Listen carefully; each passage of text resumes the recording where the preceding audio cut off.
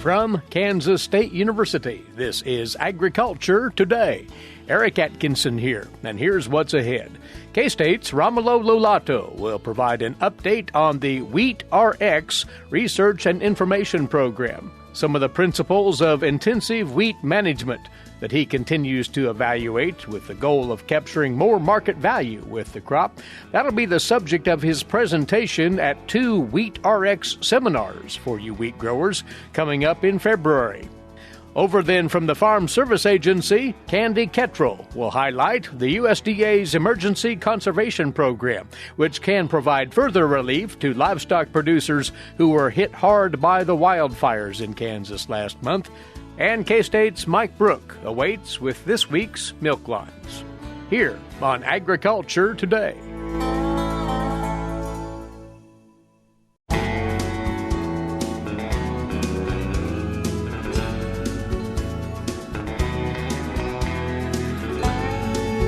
We're glad to have you tuned in for this Agriculture Today. We're going to talk wheat, and that's always a subject of interest here in the state of Kansas. A couple of excellent informational opportunities upcoming for you wheat producers under the umbrella of an initiative called Wheat RX. And along with us once again is Romulo Lollato, wheat production specialist with K-State Research and Extension. He, of course, is instrumental in this overall program and these seminars. And let's, Romulo, remind folks about Wheat RX. In cooperation with Kansas Wheat, you helped launch this not too long ago. Explain the scope and the intent of it, if you would. Hi, Eric. Yeah, well, thank you first for the opportunity of being here, sharing some of our things with the growers. So Wheat RX, this may be an initiative that you may not have heard about yet because it is relatively new. We just launched it last fall. So this is really the first full season that we are working on this program. And this is an initiative together with the Kansas Wheat Commission, where we're trying to bring growers the most up-to-date information about how they can manage their crop, not only for increased yield, but also for increased quality. And of course, keeping in mind the environment. So how can we do all of these to improve our yield, improve our quality, but maintain environmental stewardship, right? And this initiative began actually with several talks that we have had with grain buyers, for example, most specifically Grain Craft, where they were interested in the end, as an end product, reward growers for growing a high-quality wheat and ensuring that the environment is being maintained or sustained, right? So sustainability, how can we grow high yield, high quality wheat with sustainability? So our idea here of the entire initiative, right, is to put out, from the K-State side, put out a series of publications with the most up-to-date information on how should we manage the wheat in Kansas. And these are going to include variety selection, which the publication is already out there. How can we manage acid soils? How should we manage nitrogen fertilizer? And so on and so forth. So again, all of these coming from the most updated research that we are conducting over the last few years. Now, beyond this series of publications, which is going to be a continuous effort, right? We have a few out, but several others in preparation. We are doing this series of 2 different events, one of them in Wichita on February 8th, the next one in Hays on February 9th, where we're going to start highlighting some of these aspects. But what is interesting about these meetings, Eric, is that we will not only highlight how we're suggesting that growers manage their crop, but actually we're going to have industry there as well, talking about how can growers capture this value for the high quality wheat. Now, it's not only now growing wheat as a commodity that everybody has. We're talking about growing high quality wheat. So we will have presence of industry there that will help growers understand from an industry side how can they go about producing and capturing value for this crop, which is a higher quality than your average wheat crop. Well, let's go through the program, noting once again that the entire purpose of WheatRx is to help the industry step forward in not only the production of wheat, but the opportunity to market wheat at a greater profit for our producers. These meetings, February the 8th and the 9th, as said, Wichita and Hays. Walk us through the agenda, if you would, Romulo. So we will have some time for registration, right, from 8 a.m. to 9 a.m. Growers can also register online on the Kansas Wheat Commission website. Now, there is a cost. We're charging $100 for growers who want to participate. But the catch here is if you are a member of the National Association of Wheat Growers or the Kansas Association of Wheat Growers, which the membership costs the same $100, then the registration is waived. So we'll have time for registration, and then Aaron Harris from the Kansas Wheat Commission, he's going to do a brief introduction of what the WheatRx is. So what's this partnership between growers, K-State, and the industry as well. After Aaron gives a brief update on what this project is about, then we will have industry talking about capturing value for this high-quality wheat. So that's going to be a session of about 40-50 minutes where growers are going to learn directly from the buyers about how they can capture value if they're managing the crop sustainably and with a high-quality product. Then we'll have a series of agronomy talks, including maximizing fertility or adjusting our fertility for proper yield and protein levels, management of fungicide on wheat as well. There will be a lunch included at that point in time. Then I'll be summarizing years of research that we have had on intensive wheat management, including the role of variety and of different management aspects in producing high yield and high quality grain. And we just confirmed actually that we will have the breeder, Alan Fritz, who is going to be discussing what does it take to produce a high yield and high quality variety from a breeding standpoint, and also what from the available varieties, what growers can work with to already start with a higher quality profile. Finally, we'll do a panel in the end, and I forgot to mention this, but Aaron from the Kansas Wheat Commission is going to mention all the other benefits that wheat has in the rotation. I mean, the biggest focus of this entire symposium is going to be producing high yield, high quality. However, the wheat brings many other benefits to the rotation, right? That wheat straw residue being left behind helps save soil moisture, helps control weeds, and so on. So Aaron is also going to touch on many of those aspects. So that's a gist there, Eric, about what the program is going to look like. There will be slight differences between the program in Wichita and the program in Hays because we're wanting to do specific to each location. If growers are from the central part of the state, they will benefit more from the program in Wichita, whereas if growers are in the western part of the state, they will benefit more from the program in Hays, just because the focus is going to be slightly different in terms of fertility, in terms of variety selection as well. So that's an overview of what we're planning to cover in these meetings. Again, it's going to start mid-morning and mid-afternoon with lunch included. We're hoping to cover quite a bit of ground. But we're excited with this. I think it's a very nice partnership between K-State, between the wheat growers and industry as well to try and improve wheat production in Kansas. And for a quick moment here, mining a little deeper into your topic, producers still have opportunity to manage to one extent or the other to intensify that management. And you'll be getting into things like variety selection and fertility management, pest control. That's the essence of your presentation?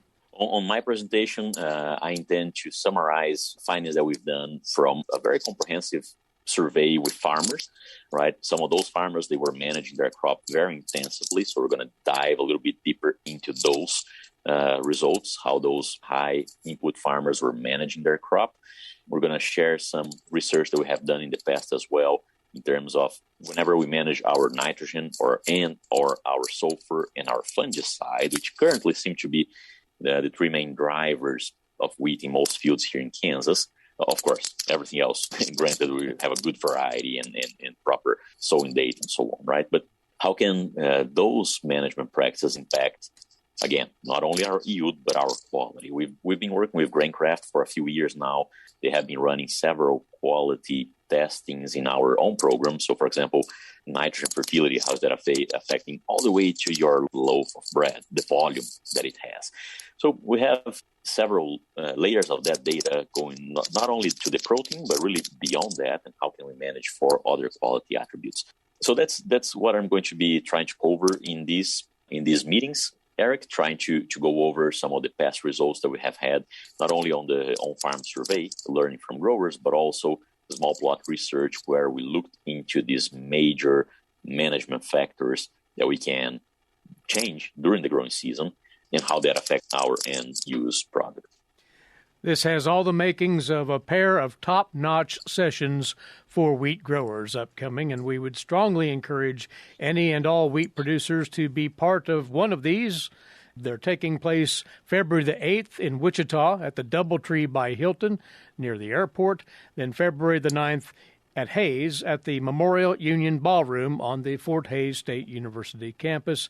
You can register and do so in advance at kswheat.com. You'll find the link to the registration to these seminars, kswheat.com. And we wish you the best with the program broadly and these meetings more directly, Romulo. Thank you very much for taking a look ahead to them with us. Thank you, Eric. I appreciate it. And also just a quick reminder that if growers have any more questions or any more intent to participate and want more information, you can also reach out directly to me through Twitter at KSU Wheat. I've contacted many growers through that social media platform. And so at KSU Wheat on Twitter, and I'll be happy to tackle any questions that you might have over there. Very well. Romulo has that avenue open for anything to do with wheat production in Kansas, should you inquire, at KSU Wheat. Romulo Lollato is a wheat production specialist with K-State Research and Extension on Wheat RX and the seminars of that program coming up the 8th and the 9th of February in Wichita and Hays, respectively. Make a point to attend one of those wheat producers. Register at kswheat.com. We'll be back with more on Agriculture Today.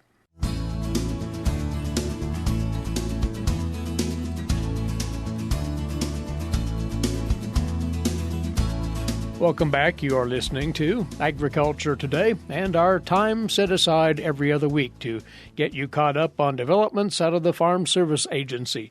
Of relevance to you agricultural producers out in the state. Over from the FSA state headquarters here in Manhattan, an agricultural program specialist, Candi Ketterl, with a handful of things to get into, starting with something that's quite applicable, obviously, Candi, as we've seen the wildfires in Kansas. You wanted to share a few moments about the Emergency Conservation Program, or ECP. Yes, thank you, Eric. ECP provides financial assistance in the form of cost share to farmers and ranchers who are negatively impacted by a natural disaster. Cost share assistance is intended to alleviate the cost to rehabilitate farmlands and conservation structures.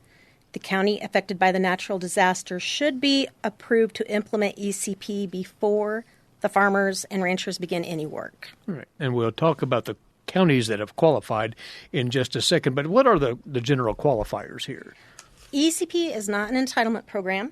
To qualify for cost share assistance, the eligible damage must be so costly that federal assistance is or will be required to return the land to productive agriculture. Then what are the levels of cost share? That's always of prime interest to anybody who would look into this program. Yes, absolutely. ECP will pay 75% cost share to restore farmland damaged by an eligible disaster unless the customer is a limited resource, socially disadvantaged, or beginning farmer or rancher. In those cases, ECP will pay 90% cost share. There are further definitions here as far as qualifying, so you might walk through those if you would. To qualify as a limited resource farmer or rancher, when completing the applicable adjusted gross income form, each of the following criteria must be met. Producer whose direct and indirect farm income sales do not exceed the amount identified in the limited resource farmer or rancher self-determination tool, and producer whose total household income was at or below the national poverty level for a family of 4 each of the same years as the determination tool. And there are stipulations for what are called beginning farmers here, you say? Yes. Our beginning farmer or rancher is a person or legal entity that has not operated a farm or ranch for more than 10 years and materially and substantially participates in the operation. As this program would be administered, if one producer is eligible for this ECP, they can actually receive part of the support or the relief, if you will, up front, you say. Yes. When applying for cost share, customers may request 25% of the total cost share available to begin work on fence. The funds must be expended within 60 calendar days of receipt. This does not mean the work has to be completed, just that the materials must be purchased and paid for. The customer will be required to provide paid receipts showing that the funds were expended. If the funds are not expended within the 60 days, the 25% advance must be repaid and the customer is no longer eligible for that part of the cost share. Now to the counties that have qualified, and there is a formula that determines that and so forth as maintained by the USDA. But as one might expect, those that were quite hard hit by the wildfires in December would fall into this category, would they not? They would, yes. And the approved counties that we have in Kansas right now, Barton, Ellis, Graham, Lane, Ness, Osborne, Rooks, Russell, Trigo, and Wichita. And as far as what the assistance can support, it's fairly well defined on each and every practice, right? Yes, it is. They can receive cost share to remove debris from farmland that has been deposited by the approved disaster. There is grading, shaping, and releveling to fill gullies or reestablish permanent vegetative cover to rehabilitate the land. They can get cost shared for replacing or restoring permanent fence. That's what we discussed the 25% is for, advance payment. This is used for inclusion or exclusion of livestock. This can include, but is not limited to, boundary fence, cross fence, and cattle gates. Restoring conservation structures such as dams, pond, sod waterways, and most importantly for probably most of our people would be the solar units for livestock damaged by the wildfire.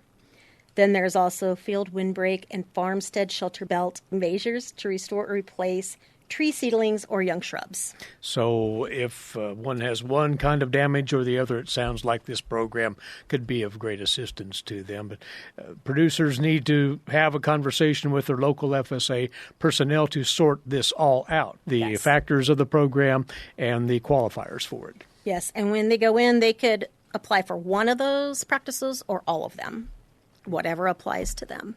So if you'd like to know more about the Emergency Conservation Program, if you reside in those 10 counties that Candi listed that qualify for it, you can stop by that local FSA counter. Those counties, again, were Barton, Ellis, Graham, Lane, Ness, Osborne, Rooks, Russell, Trigo, and Wichita counties. Again, a number of those were afflicted by wildfires in December.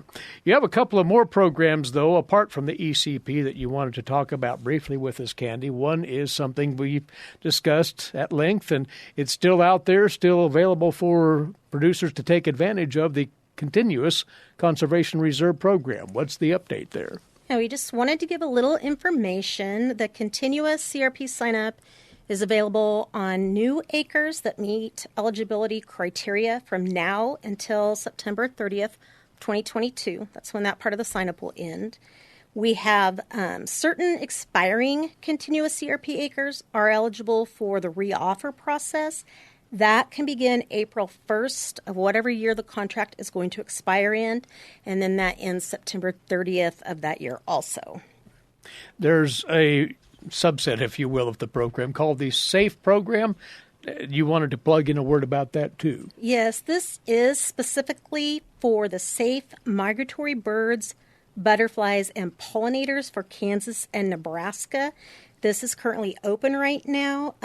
We have that in all or parts of 26 counties on the western side of the state. Sometimes a county, the whole county doesn't fall in it, just a portion of it. Sometimes the whole county does. The first batching deadline for that program on offered acres is going to be February 18th. That's coming up pretty quickly, so you need to get in and talk to the county office if you want to sign up for that one. And they'll fill you in on further details on that SAFE program likewise. Then there is what's called the Marketing Assistance Loan Program. That's a staple of the farm program in general. It's still around, and you had a quick comment on that as well, you say. Yeah, we just want to remind everybody that on the MALs, Marketing Assistance Loans, they're available for certain commodities that have been harvested to FSA customers who meet eligibility requirements. The last day to request an MAL on barley, canola, bramble, flaxseed, honey, oats, rapeseed, seed cotton, sesame seed, and wheat harvested during the 2021 crop year is March 31st of 2022. And the one that stands out there among all would be wheat, one of the primary crops grown in Kansas. Yes. So keep that March the 31st deadline in mind if you want to request a marketing assistance loan on your 2021 wheat production. And again, your local FSA center can fill you in on all aspects of all of these programs, Candi. Yes, and we do want to add, when heading to the office right now with COVID, there are some restrictions in place. It's probably better to call ahead to make sure that you can enter the office, or to make sure someone's there to, however that office is going to handle talking to you and meeting with you. Call ahead. Give them a shout before Yes. you go on in. Very Yep. good. Well, thanks for covering all of this with us. Appreciate it. We'll catch up with you again once more on Down the Line. Thank you for having me, Eric. Candi Ketterl with us, Agricultural Program Specialist, Farm Service Agency, State Office here in Manhattan. And since we've a moment or two here before the break, want to squeeze in still more for those of you who experienced livestock deaths or had to sell injured livestock at reduced prices as a result of wildfire. You may be eligible for the USDA's Livestock Indemnity Program that provides benefits to eligible livestock owners who've endured an excess of normal livestock mortality, as they term it, caused by eligible loss conditions that would include adverse weather. And for both wildfire and drought recovery, the Emergency Assistance for Livestock Program, or ELAP, provides eligible producers assistance for feed losses as well as water hauling and feed transportation and expenses. Now, for ELAP, one has to file a notice of loss within 30 days of the event. There's an online tool available to help ranchers document and estimate payments to cover feed transportation costs caused by wildfire or by drought. And for producers in counties with a primary or contiguous disaster designation, you may be eligible for low-interest emergency loans to help you recover from production and physical losses. Those can help replace essential property, purchase inputs like livestock, equipment, feed, and seed, cover family living expenses, or could refinance farm-related debts and other needs. Once more, you can inquire about all of this via your local FSA staff. We'll be back with more for you on Agriculture Today.